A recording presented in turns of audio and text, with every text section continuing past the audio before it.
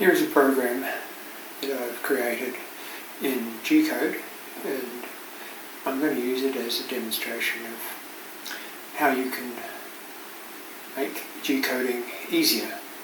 The program itself is a single pocket, and in fact I'm using it to create a datum face on a small part that might have a problem with a big fly cutter. The whole program is actually cut and pasted from a variety of other programs that I've already created, which already have all the extensive commenting, as you can see. And we'll jump in here. Here's the core of the program. It starts here and goes down to here. And that's actually a pocketing program, but not all of the pocketing program. Now, if you were using conversational mode from Heidehain and got locked into their proprietary format, every one of these parameters it's asking for would be prompted for in plain language.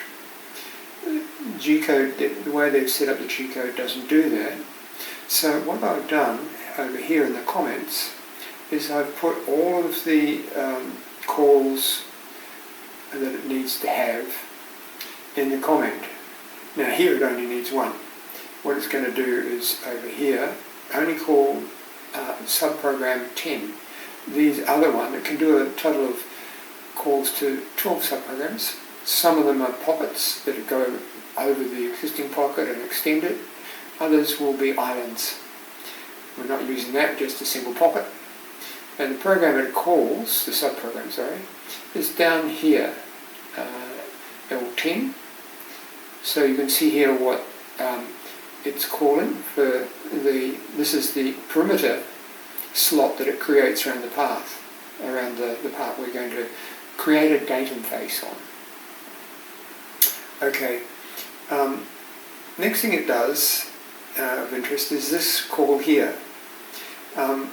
This is actually asking for a pre-drilled hole so that your slot drill can drill down without gorging.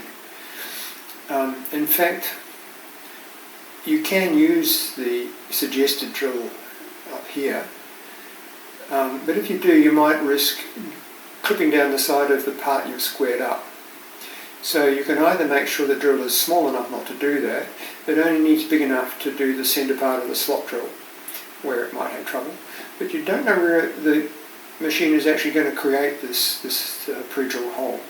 So for what I'm doing, it's generally better just to leave it out and don't do it, because when it calls up the roughing drill, slot drill here, you just make sure that the perimeter has it only half sitting on the part, the perimeter of the part. In other words, these guys down here are a little bit oversized on the dimensions you want. Okay, so now you can see that this can be quite user-friendly. You see here there's a whole list of parameters it's asking for, PO1 to PO7. I don't really remember quite what they are, and they tend to change what they mean for different types of calls. So here we have them. PO1 is the safety distance, P2 the milling depth, and you can see it's only just going to skim a little bit off, and it does it in one picking depth. No, sorry, it's half a millimetre, so it's going to do it in 4. And it works all that out for you. You don't have to worry about that. Okay. Further down here, there's usually a call for a finishing tool, and I've just left that out because all it does is it takes a little bit of milling allowance off the perimeter, which in this case doesn't exist. Okay, now up here is the tool definitions.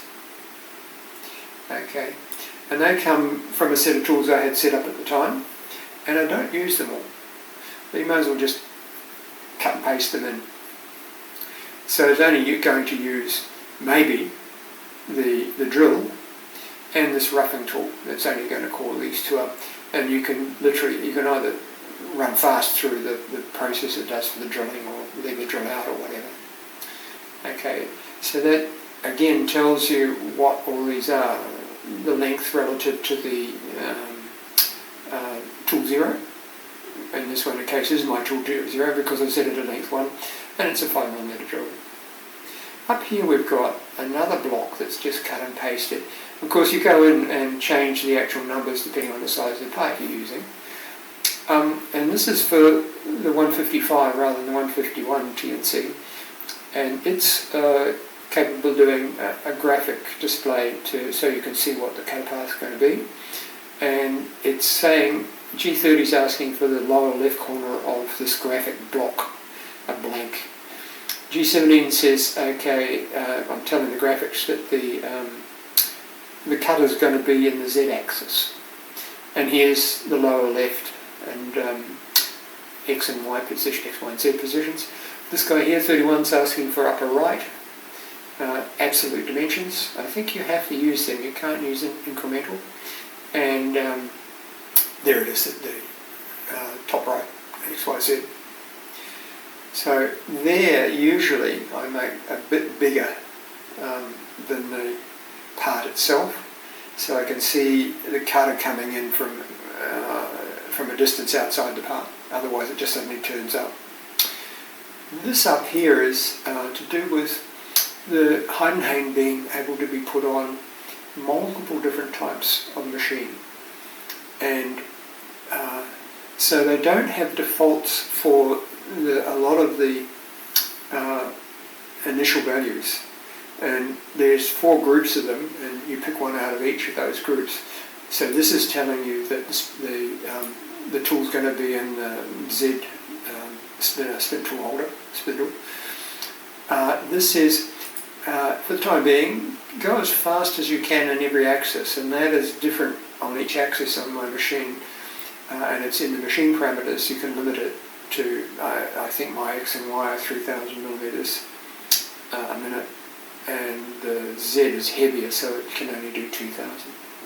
G40 don't compensate offsets for the tool for the time being, and G90 is absolute dimensions.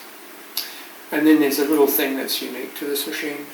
The program numbers are pretty simple, 50 in this case, number 50, and it's in metric. G71 on this machine means metric. And down the bottom here is the end of the program. Again, it's a little repeat of that. But the actual program finishes here.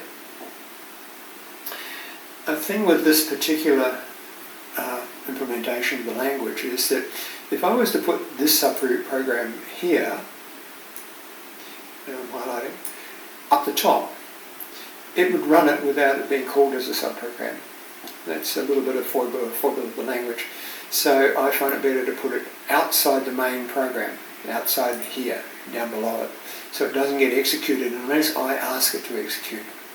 And this subroutine here, if you recall, tells us that for the perimeter of the part I wish to mill.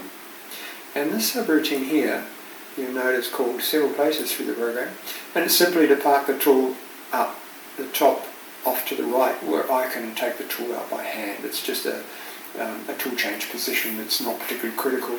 Sometimes I change it depending on what's going on with what I'm machining. Okay, so you can see it gets called here and here and here. In this case, it's not asking for tool change. It's just put at the end of the program. It's just putting the tool up in the change position so you can get the part off the table. Okay, so you can see here that the thing basically starts and simply executes its way down through the program, and when it gets to here, it's finished. G38 has stopped the program running, and MO2 has jumped to the start of the program and switched everything that's running off. So you can see that by getting a group of programs together with good commenting, you can actually have just about as much power as if you were doing the Heidehain conversational thing. But if you happen to have a whole lot of other machines around of different brands, kind of handy to stick with G-code and be sort of standard. Although this G-code is so old that a lot of the numbers are now used for things that are different.